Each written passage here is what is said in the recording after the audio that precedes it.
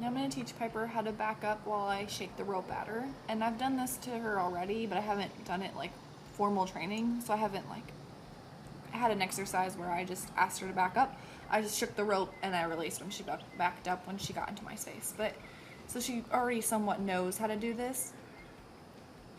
So I'll start by just shaking my wrist at her, and then I'll shake my forearm, and then I'll shake my whole arm, and then I'll take a step toward her and smack her on the chest if I need to. But she's already got this down somewhat, so I don't have to get quite that firm. So I'll just shake it here, shake my whole arm, and step forward, and she'll back up. She's kind of looking away, so I want her attention to stay on me.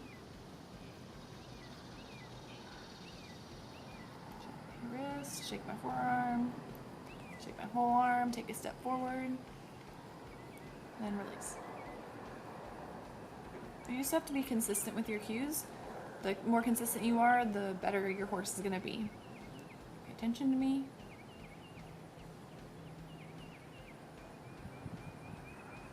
I give her a break in between asking her to back up so she doesn't get too nervous.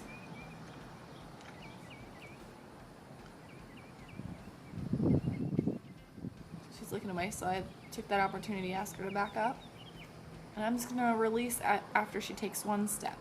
I'm going to go in there and desensitize her. So she overreacts a little bit to the backing up, like the shaking of the rope. So I find it really important to desensitize her. I just kind of toss the lead rope over her head until she lowers her head or blinks her eyes to relax.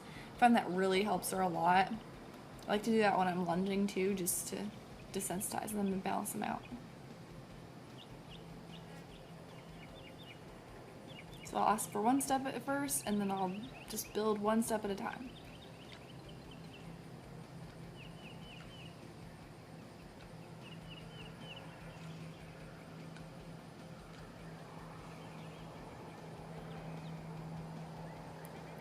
Just let her think about the lesson here. I don't want to ask her too much, and I do the desensitizing so she doesn't anticipate my cues again, because I really want her to see the difference between me just moving and me actually asking her to do something. So stand up straight, shake my wrist, shake my forearm, and she'll back up. And I just drop the rope. I find that's the best way to release it.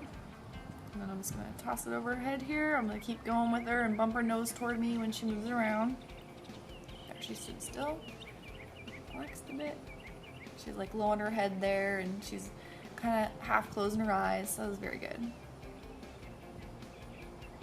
Shake my wrist, shake my front forearm, and unrelease. And right when I release, I kind of cock my hip and don't stand straight up, and then when I go to ask her, I stand straight up, so she sees the change in my body language. Desensitize her here.